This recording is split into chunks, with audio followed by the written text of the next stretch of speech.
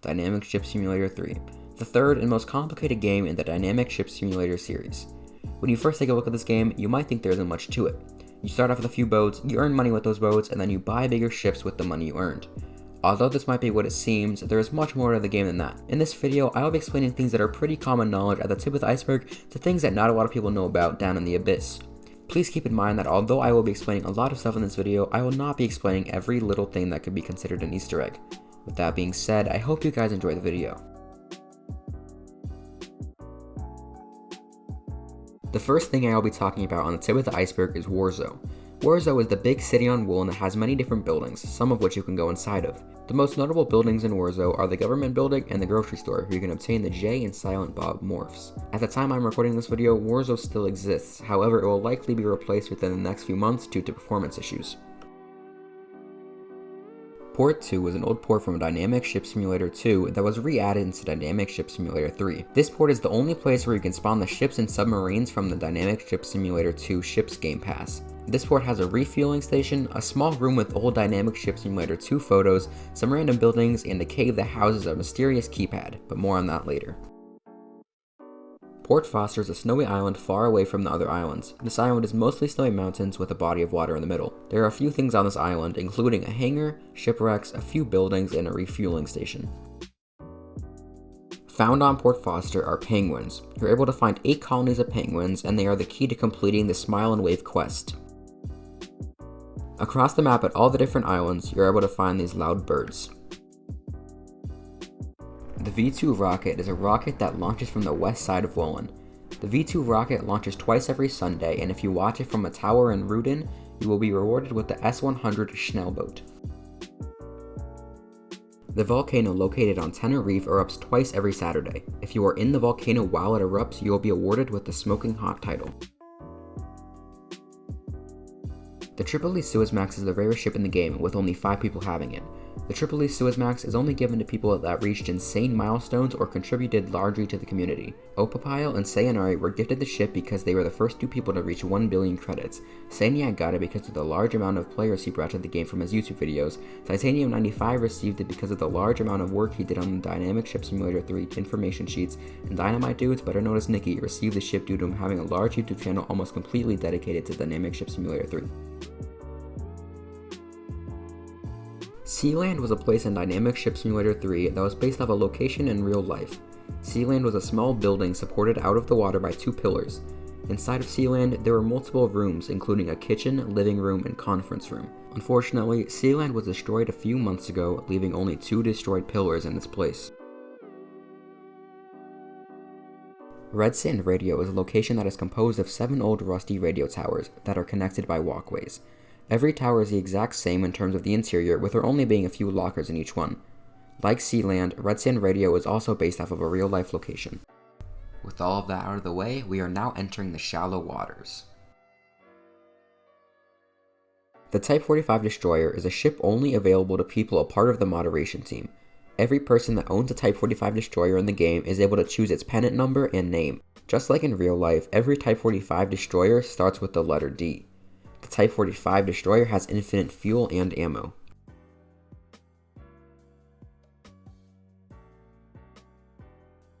The buy credits meme is a joke within the DSS3 community that was started a long time ago. Whenever someone asks how to get more money or asks someone to give them money, it is not uncommon for that person to respond with buy credits. In the Dynamic Ship Simulator 3 Discord server, saying the phrase buy credits will cause a bot to respond with this photo.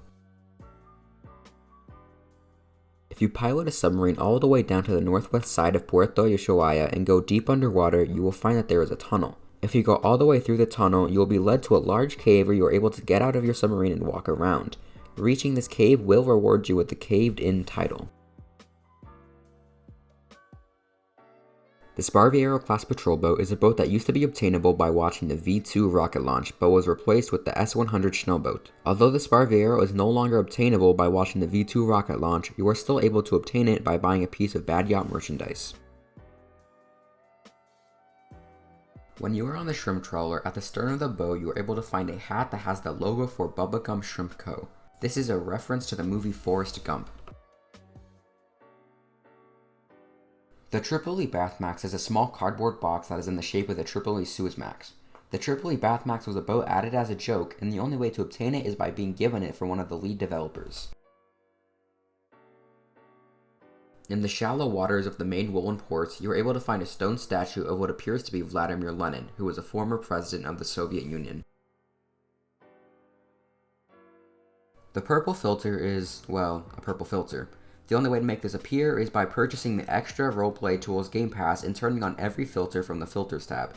When every filter is turned on, the screen will have a purple tint to it, and you will be able to see a Bloxy award along with the silhouette of a person.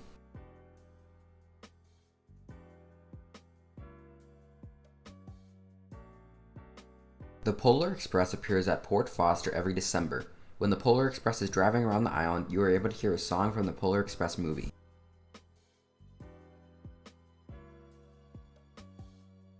At Gutium, when you are near the fishing port, you are able to find Baby Yoda hiding next to a few crates.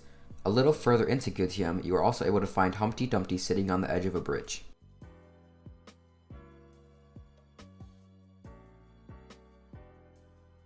Something a lot of people don't realize is that every location found in Dynamic Ship Simulator 3 is actually a location in real life.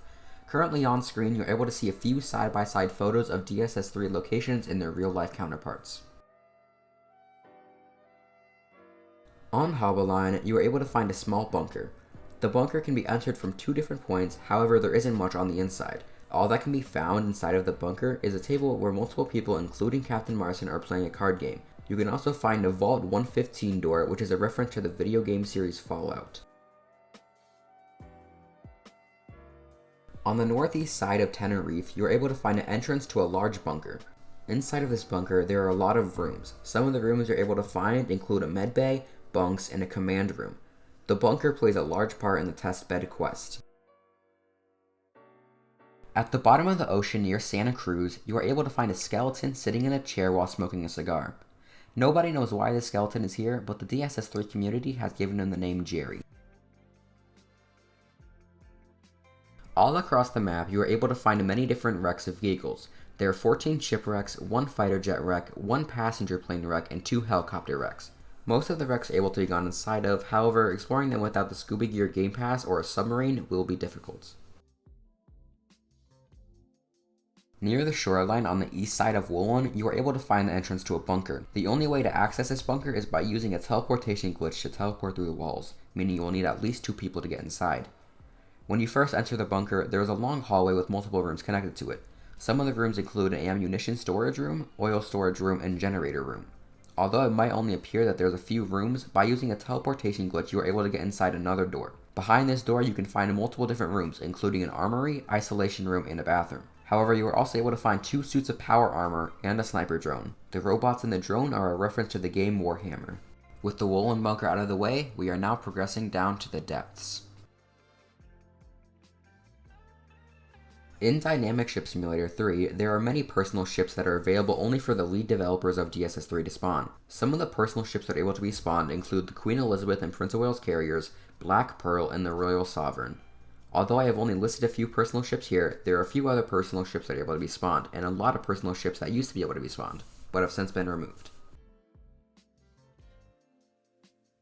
Personal ships are not the only vehicles that are able to be spawned by lead developers, as there are also multiple aircraft able to be spawned. A few of them include the Pelican from Halo, the Eurofighter, F-35, and this helicopter that I was not able to identify.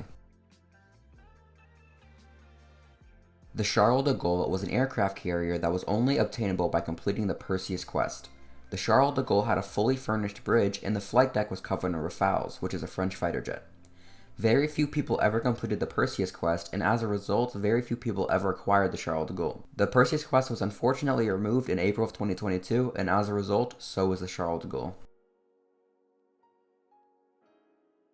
The single-masted sailing yacht in DSS3 is actually owned by CaptainMarcin in real life, and in real life he gave it the name Reggae. Whenever the single-masted sailing yacht was renamed to Reggae in DSS3, the name's font would change and a custom skin would be applied to it. Although anybody used to be able to give their single-masted sailing yacht the name Reggae, the name has now been blocked for anyone except CaptainMarcin. In the very early stages of DSS3, instead of being greeted with the menu screen when you first loaded in, you would instead spawn inside of a lobby. This lobby was very similar to the old DSS2 lobby. Even after the menu screen was added in, if your game didn't load correctly, you would sometimes be able to walk around the old lobby and even interact with some of the things in it. Any person with a senior moderator rank or above are able to make any boat have a flashing rainbow texture. Marcin Moon is a randomly occurring event where when it is nighttime, the moon will appear with CaptainMarcin's face on it. On March 29th, 2021, the water level on the map was higher than usual. Like, a lot higher than usual. This caused entire islands to be completely flooded, which allowed for ships to be driven right over them, and if your ship was positioned over a building when the water level went back down, your ship would be stuck on top of it.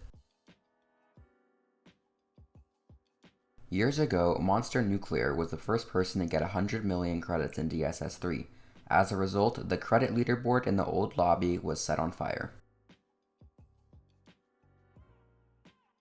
The Search and Rescue Transmitter, better known as SART, was a tool that you could use in the very early stages of DSS3. When DSS3 was early on in its life, there was no SOS button. Instead, there was a tool called the SART that when activated would bring up the SOS screen where you were able to send a distress call. For a very short period of time in April of 2022, the fleet markers were changed to a green arrow with the word fleet above it. This version of the fleet marker was removed the same week that it was added.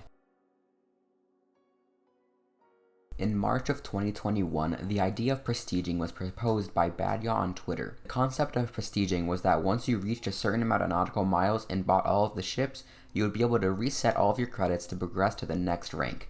The higher rank you had, the bigger and better ships you would be able to purchase. The concept of prestiging received mostly negative feedback and was scrapped a few days after it was first proposed.